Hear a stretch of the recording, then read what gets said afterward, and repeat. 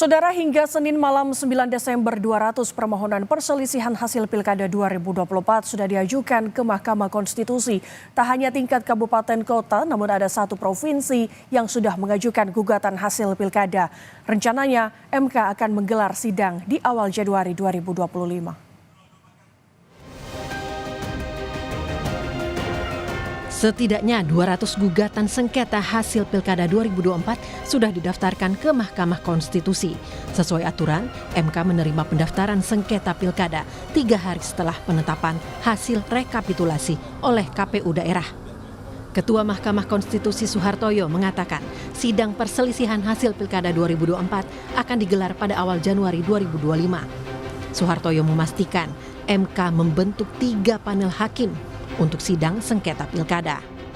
Formasi hakim dalam ketiga panel tersebut sama dengan sidang sengketa pemilu legislatif. MK juga tidak akan menugaskan hakim yang memiliki konflik kepentingan dengan pihak berperkara. Kan kalau persidangan kan nanti dibagi 3 panel. Jadi kalau misalnya sebanyak perkara misalnya 200 ya akan dibagi 3. Misalnya masing-masing 60 atau 70. Mekanismenya ya tidak ada persoalan. Kemarin kan malah yang legislatif itu masing-masing panel hampir 100, bahkan ada yang 100. Setelah diregistrasi nanti para hakim akan menggelar gelar perkara untuk masing-masing panelnya, kemudian nanti menetapkan hari sidangnya. Jadi ya kira-kiranya di awal Januari ya. Data dari situs resmi Mahkamah Konstitusi hingga Selasa 9 Desember 2024 pukul 20:24 waktu Indonesia Barat, ada 200 gugatan didaftarkan ke MK terkait hasil pilkada. Laman resmi MK tersebut mencatat ada satu permohonan perselisihan hasil pemilihan tingkat provinsi atau pemilihan gubernur, yakni Papua Selatan. Kemudian ada 162 permohonan perselisihan hasil pemilihan tingkat kabupaten atau pemilihan bupati. 37 permohonan untuk tingkat kota atau pemilihan wali kota. Dengan demikian, hingga 9 Desember, ada 200 permohonan resmi, baik secara online maupun diajukan langsung ke MK.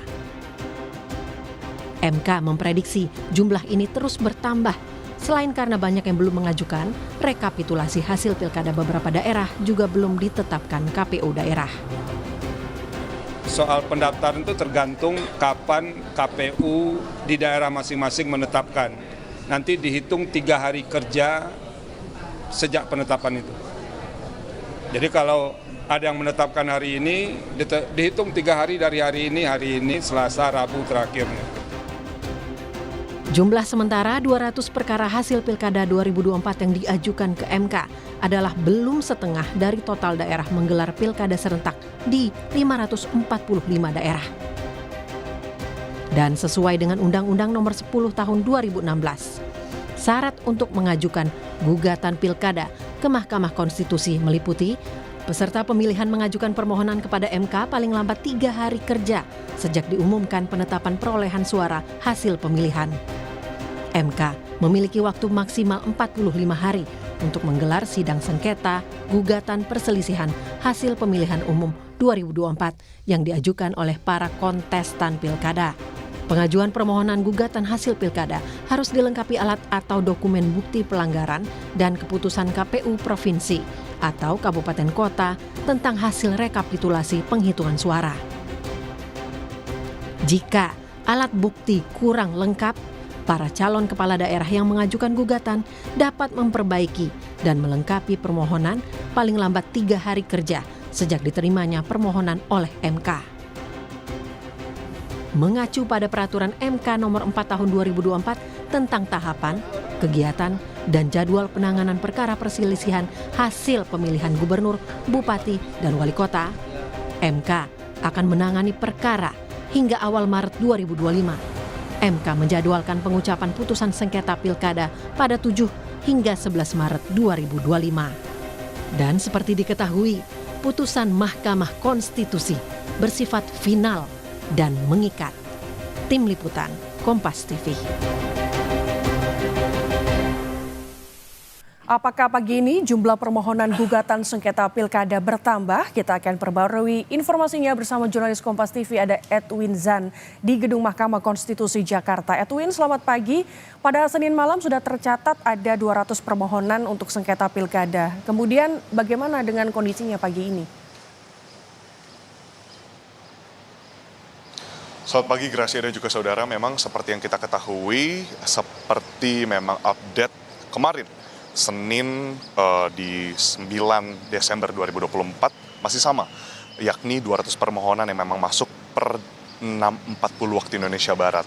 Nah, hal ini memang tadi sebagaimana telah kita dengar bersama, dari tingkat provinsi pemilihan gubernur sendiri terdapat 1 permohonan. Lalu juga di tingkat kabupaten pemilihan bupati 162 permohonan, dan juga di tingkat kota untuk pemilihan wali kota sendiri ada 37 permohonan. Nah, totalnya ada 200 permohonan. Namun yang perlu kita cermati bersama dan juga memang menjadi perhatian adalah di tingkat provinsi, yakni dari Papua Selatan, yang memang Papua Selatan saja. Nah, jika kita lihat dari permohonan sendiri yang bisa diajukan secara online maupun offline, jika dilihat dari kemarin telah ada kunjungan langsung, konsultasi yang dilakukan oleh salah satu pemilihan gubernur, yakni pemilihan gubernur di Jakarta yang memang dilakukan oleh salah satu tim sukses atau tim hukum, yakni di sini adalah Ridwan Kamil dan juga Suswono untuk mengajukan sengketa gugatan. Nah, ini menarik sekali untuk kita telusuri bersama karena memang kalau kita melihat dari mulai dari sejarah yang sudah terjadi dari PHPU seperti itu, yakni sidang perselisihan hasil pemilihan umum legislatif yang sudah terjadi, memang dapat kita lihat teknisnya tidak jauh berbeda. Seperti itu, Gracia dan juga saudara. Berkas-berkas yang masuk ini berasal dari daerah mana saja dan kira-kira berkasnya ini sudah cukupkah alasannya? Apa kata hakim maupun juru bicara MK terkait soal ini, Edwin? Gracia dan saudara, sampai sekarang kami masih mencoba untuk menghubungi dan mendapatkan informasi terbaru dari juru bicara Mahkamah Konstitusi. Namun berdasarkan pernyataan terakhir dari Ketua Mahkamah Konstitusi Soehartoyo pada kemarin Senin 9 Desember 2024, memang sebagaimana tertuang di dalam Undang-Undang Nomor 10 Tahun 2016. Nah, Gracia dan saudara, perlu dicermati yang pertama adalah mereka untuk membuat berkas ini supaya kuat dan dapat diterima dari permohonan untuk menuju ke perkara, nantinya proses ini membutuhkan bukti-bukti seperti bukti-bukti pelanggaran. Kemarin sempat disebutkan oleh beberapa pihak yang memperkarakan seperti itu, yang memang tidak puas terhadap dengan hasil rekapitulasi dan juga penetapan dari KPU di tingkat provinsi, lalu di pihak kabupaten dan juga tingkat kota. Nah, alat-alat bukti yang bisa disesuaikan dan juga dimasukkan ke dalam permohonan adalah video-video bukti kecurangan, baik di TPS yang memang merupakan hasil pemantauan. Nah, ini yang menarik juga, Gracia dan saudara, adalah di sini perlu adanya juga hasil keterangan dari Komisi Pemilihan Umum dari tingkat masing-masing provinsi, kabupaten, juga kota. Nah, tadi kita mengacu kepada Undang-Undang Nomor 10 Tahun 2016, memang untuk proses sendiri, pemohon harus mengajukan permohonan ini 3 hari sejak penetapan perolehan suara hasil pilkada. Nah, itu memang tergantung, sebagaimana dikatakan oleh Ketua Mahkamah Konstitusi, tergantung memang pada waktu penetapan hasil rekapitulasi dari setiap provinsi, kabupaten maupun tingkat kota, seperti itu. Nah, yang kedua juga setelah itu tidak hanya akan bergulir dari permohonan langsung untuk ditetapkan sebagai perkara, tapi pemohon juga harus melengkapi dan memperbaiki permohonan berdasarkan memang permintaan dari Mahkamah Konstitusi. Nah, tadi yang seperti yang sudah saya sebutkan, yakni alat bukti pelanggaran dan juga keputusan dari Komisi Pemilihan Umum itu sendiri. Nah, supaya apa, saudara? Karena memang harus sesuai dengan kriteria yang memang dibutuhkan oleh buku registrasi perkara konstitusi atau yang kita singkat BRPK, seperti itu. Nah, jika memang sudah sesuai dengan BRPK ini, saudara dan Gracia, registrasi nantinya dapat ditentukan oleh Mahkamah Konstitusi yang memang menunjukkan akan nantinya mengarah ke hakim konstitusi mana yang akan menangani perkara tersebut, dan hakim tersebut juga akan langsung mengadakan gelar perkara. Dan yang terakhir, dari Mahkamah Konstitusi sendiri menyatakan bahwa sidang pemeriksaan pendahuluan akan dilakukan kurang lebih di awal Januari 2025. Nah, terkait dengan teknis, Gracia dan saudara, di sini memang tidak jauh berbeda, sebagaimana sudah saya jelaskan tadi, dengan PHPU Legislatif 2024, yakni ada 3 panel dan masing-masing hakim konstitusi akan menangani, tadi sudah disebutkan kurang lebih 60-70 kasus jika memang bertahan di 200 permohonan, tapi jika memang lebih dari itu berdasarkan pengalaman pun satu hakim konstitusi menangani 100 bahkan lebih perkara seperti itu. Dan bedanya apa jika dibandingkan dengan PHPU Legislatif 2024 terkait dengan